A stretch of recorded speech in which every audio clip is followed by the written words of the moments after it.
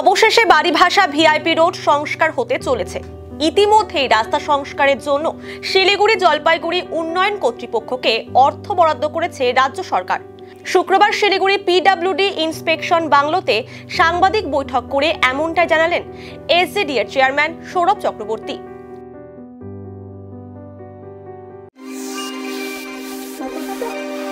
Largest international trade fair on construction, building materials, wood, hardware and interiors on 22nd, 23rd and 24th December 2023 at Exhibition Ground near IG Office, NH 31A, Bypass Road, Siliguri, West Bengal.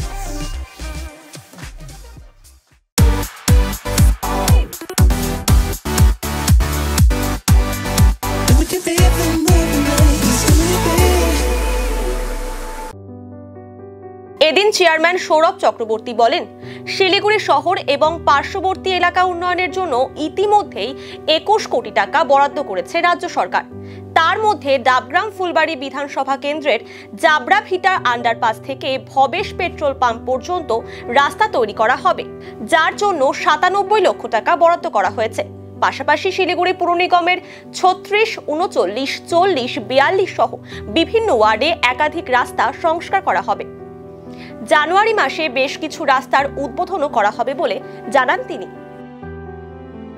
শ্রদ্ধেয় নেত্রী, আমাদের মা, বাংলার মুখ্যমন্ত্রী, তিনি কিছুদিন আগেই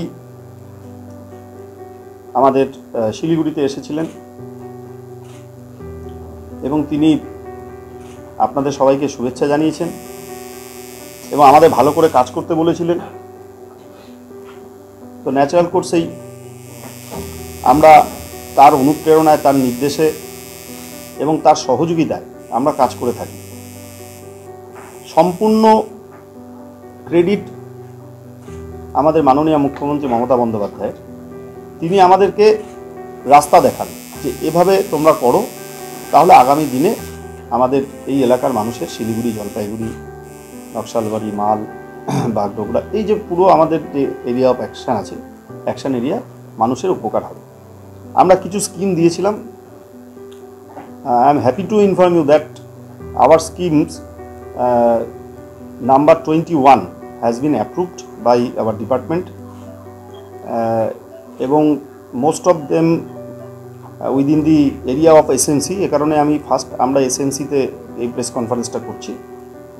আমাদের এসএনসির তরফ থেকে যে স্কিমগুলো আমাদেরকে দেওয়া হয়েছিল, আমাদের মেয়র সাহেব, ডেপুটি মেয়র, এসএনসির যারা মেম্বাররা, তারা বারবার আমাদেরকে বলছিল, আপনারাও বলছিলেন আমাদের, যে এই রাস্তাগুলো করা খুব প্রয়োজনীয়।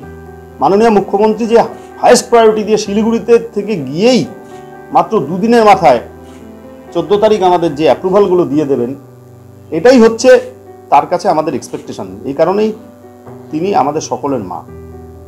তাই আমি আজকে আপনাদের স্কিমগুলো ঘোষণা করছি। মোট 21 কোটি টাকা এসজেডিএকে নতুন করে বিভিন্ন স্কিমে অ্যাপ্রুভালে দেওয়া হয়েছে। তার মধ্যে আপনাদের আজকে কিছু ইম্পর্টেন্টগুলো আমরা জানিয়ে দিচ্ছি, যেগুলো অলরেডি আমরা টেন্ডারে যাচ্ছি এবং টেন্ডারে গেছি।